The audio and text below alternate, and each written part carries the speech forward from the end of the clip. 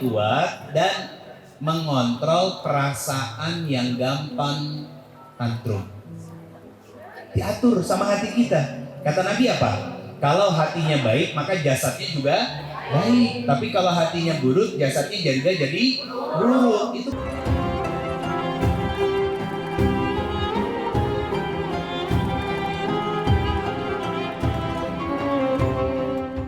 waspada itu artinya apa? Membatasi diri untuk berinteraksi dengan orang lain secara bebas.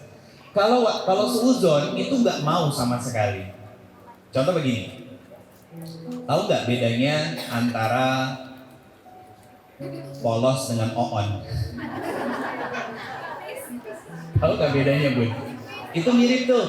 Karena orang yang polos itu sekali disakiti, dia jaga jarak dan akhirnya waspada. Tapi kalau orang yang punten, oon itu bolak-balik disakiti, keneh-keneh itu tersadar. Iya kan? Jatuh lagi ke lubang yang sama, iya kan? Akhirnya apa? Terluka lagi, tersakiti lagi, terkhianati lagi dan lain sebagainya. Akhirnya apa? Menyalahkan orang lain, ujung-ujungnya menyalahkan Allah Subhanahu wa taala. Coba next. Apa yang disampaikan sama Allah di slide selanjutnya? Bisa baca? Betul. Ketenangan adalah makmum dari keimanan dan kehambaan kepada Allah. Lihat, tadi apa rumusnya? Kalau hidup kamu mau tenang, ya, dan nanti dapat kebahagiaan, kata Allah, menghambakan diri kita dulu dengan dekat Al-Quran. Dengan dekat dengan Al-Quran. Tarik salah deh. Iya, gak apa-apa Bunda. Saya apresiasi itu semangatnya, Masya Allah. Dekat dengan Al-Quran. Kenapa? Kalau sudah dekat dengan Al-Quran, maka kita nanti dekat dengan Allah. Nah, itu baru benar. Dekat dengan Allah, definisi dari kata takwa. Kalau sudah takwa nanti jadi bahagia. Orang yang bahagia itu tenang gak hidupnya? Tenang. Dia bukan cuma kelihatan senang, tapi dia tenang hidupnya. Dia gak stres dengan hal apapun. Bahkan yang belum terjadi, dia gak akan gelisah sama sekali.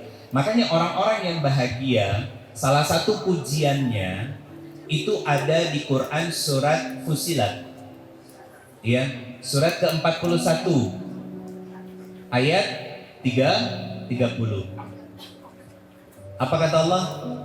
Qalu rabbunallah summa istaqamu tatanazzalu alaihim malaika ala takhafu wala tahzanu.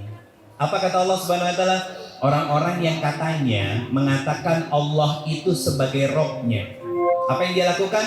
Dia akan sungguh-sungguh menghamba kepada Allah dan menjadikan Al-Quran sebagai pedoman hidupnya, sehingga di hadapan Allah dia menjadi hamba yang bertakwa, sehingga Allah turunkan malaikat untuk selalu menemani dia dengan cara membisikkan, jangan takut, jangan khawatir, karena hidupmu sudah dijamin oleh Allah.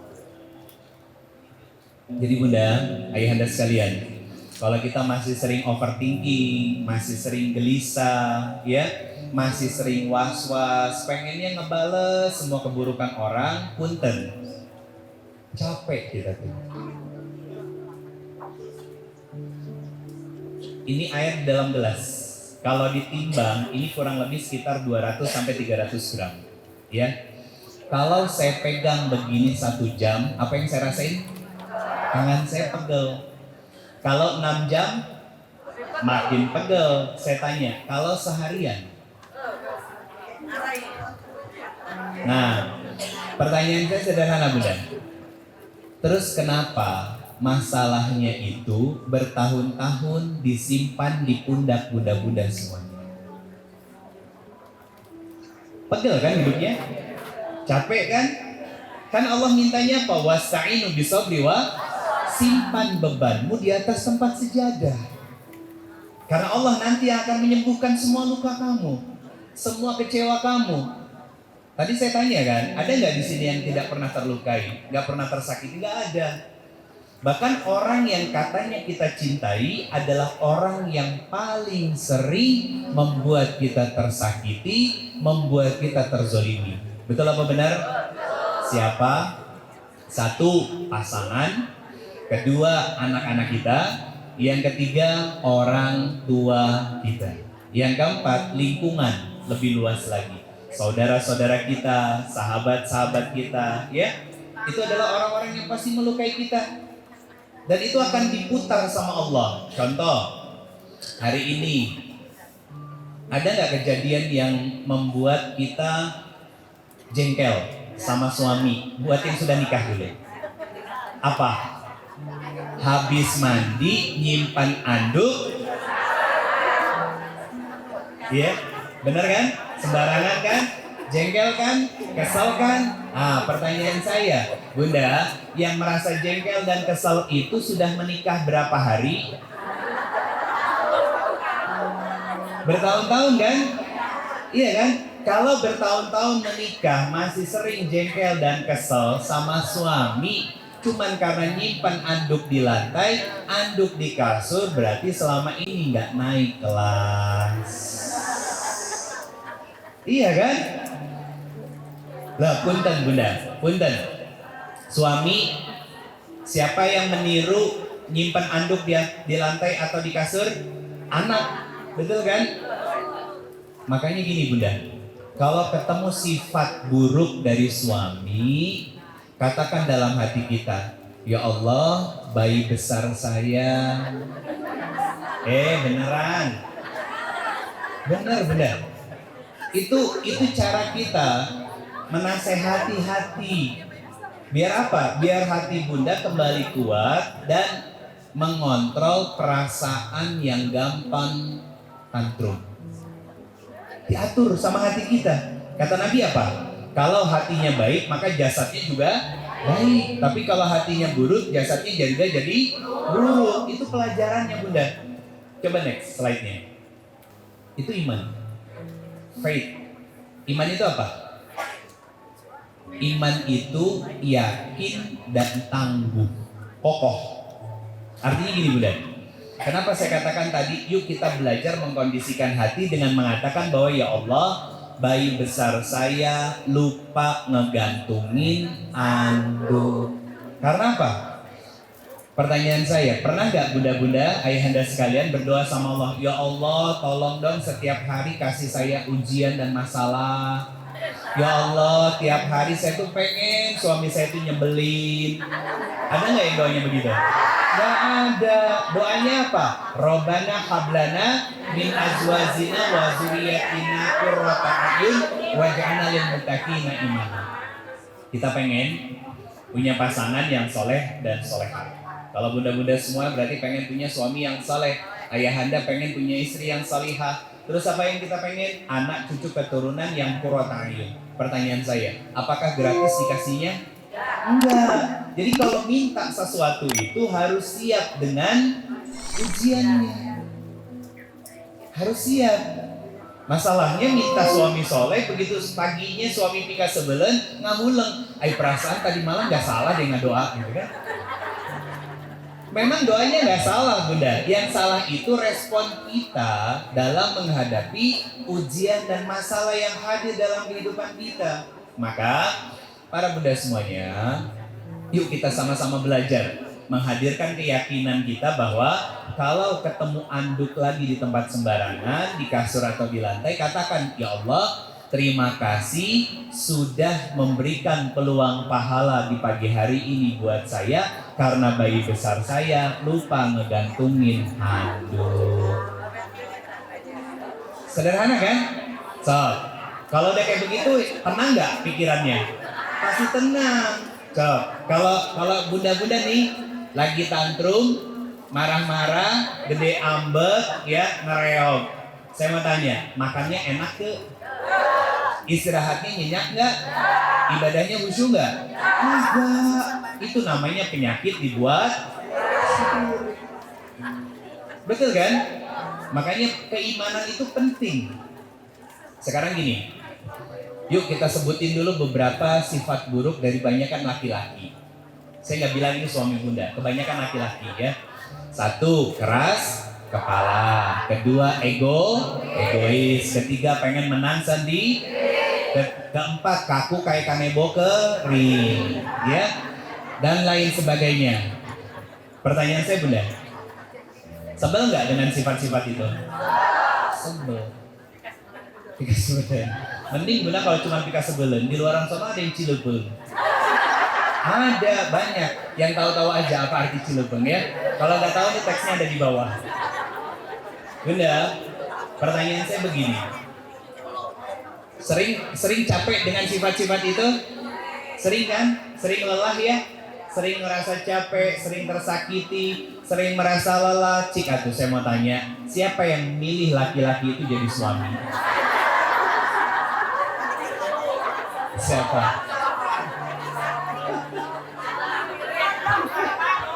Bunda. Kela. Punten ya, nggak bisa diretur. Nggak boleh, nggak bisa diretur. Bunda.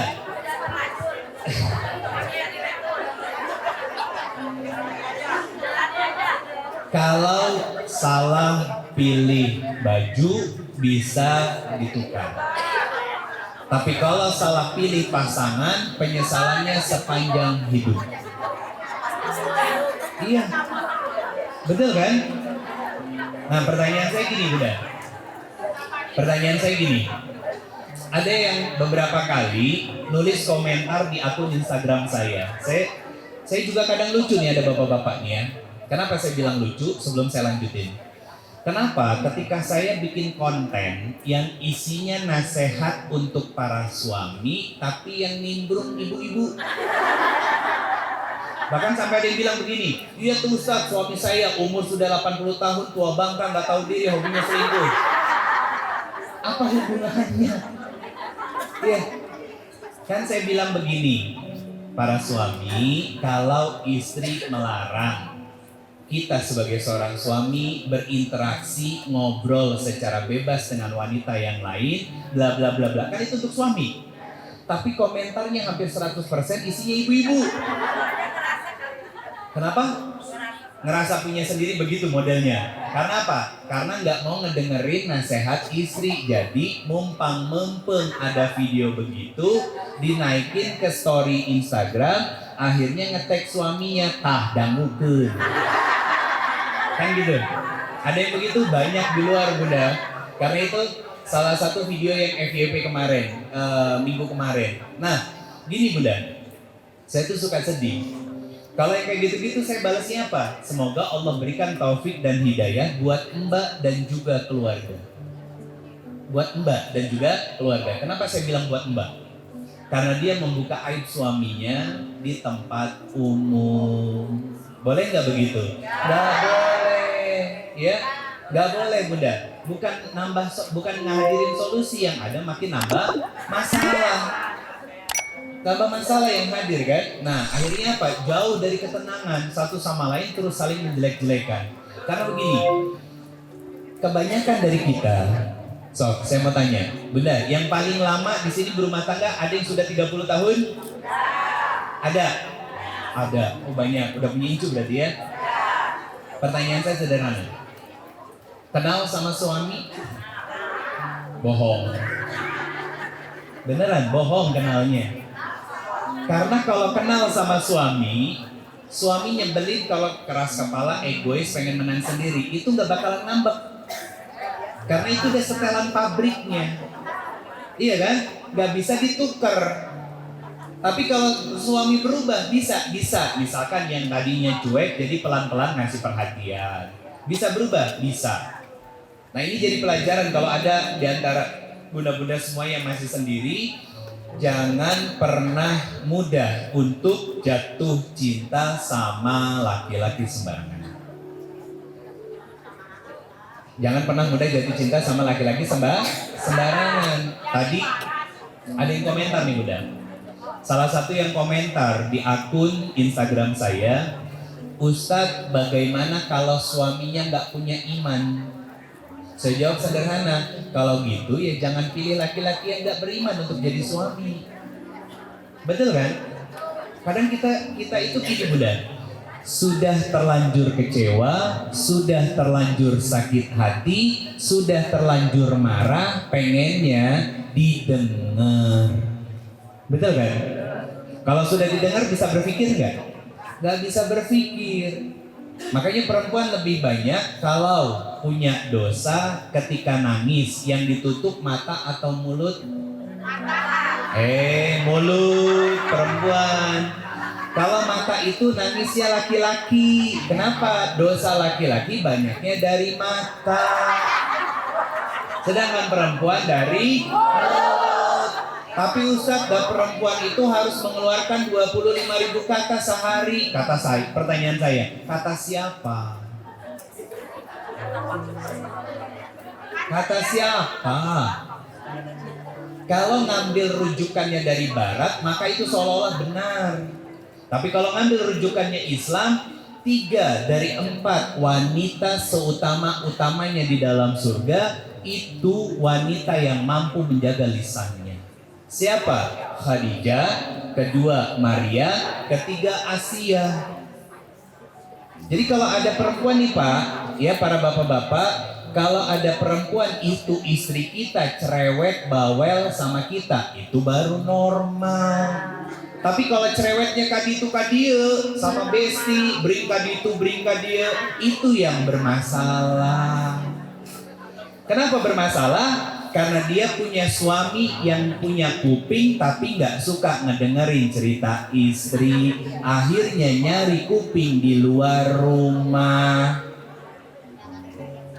Jadi kita para suami, normalnya seorang perempuan tuh begitu. Jadi ditumpahin semua ceritanya sama suami, bukan sama orang lain.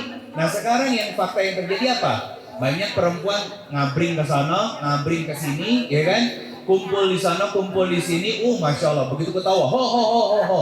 Seruangan itu kedengeran cerita ketawanya dia. Itu perempuan yang bermasalah jiwanya. Kelas kedap, jangan salah paham dulu, ya. Apa maksudnya bermasalah jiwanya? Jiwanya terluka, jiwanya tersakiti karena suaminya tidak menjadi pendengar yang baik di dalam rumah, sehingga dia mencari telinga lain di luar rumah. Saya ambil contoh, punten.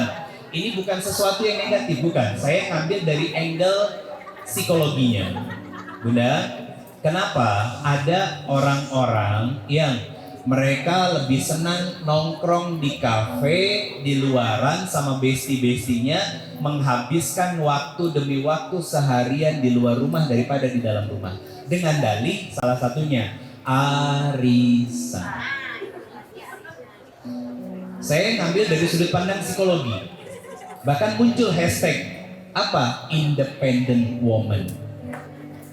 Itu orang-orang yang jiwanya sedang sakit, Bunda. Ya, jiwanya sedang sakit. Kenapa? Karena dia tidak dapat yang namanya validasi. Terluka dia, kecewa dia. Sama siapa? Mungkin sama orang tuanya, mungkin sama pasangannya. Dia akhirnya nongkrong. Ketika sudah nongkrong, bawa barang branded. Masya Allah teteh, ini kan barang baru limited. Iya dong, alhamdulillah aku punya. Ya, haus pujian kan? Di rumah sama suaminya gak pernah dipuji. Balik deh gak ke kelompok itu? Pasti balik lagi. Itu sisi psikologi Bunda, yang kadang kita gak sadar. Jangan-jangan itu kita. Jujur, ini kan banyak majelis taklim yang datang. Pertanyaan saya sederhana, jangan bohong. Kenapa dulu pertama kali duduk di majelis ilmu? Kalau bukan karena cuma sekedar pengen ngisi waktu luang daripada gabut di rumah. Dulu awal kebanyakan seperti itu Bunda, jangan ngomong enggak. Karena kita hijrah tuh baru 5-10 tahun ke belakang. Nah ini sebagai bahan refleksi diri kita. Jangan sampai kita duduk ngaji hanya karena milih ustadz. Ustadz yang ini lucu, ustazah yang ini gelis, ustadz yang ini kasep, jangan. Tapi karena kesadaran kita perlu ilmu, pengen belajar. Itu Bunda. Jangan cuma betul-betul doang. Majelis taklimnya juga banyak yang bermasalah. Iya kan? Ayo majelis saling ngomong, nah sekarang mah ustadz teh komersil, ya. Apa-apa diduitin dan lain sebagainya. Karena yang membuat komersil itu juga majelis taklimnya, pilih-pilih ustadz. Ini koreksian bersama loh. Akhirnya apa? Tidak terjadi proses pendidikan sama para jamaah, kecuali cuma transfer pengetahuan.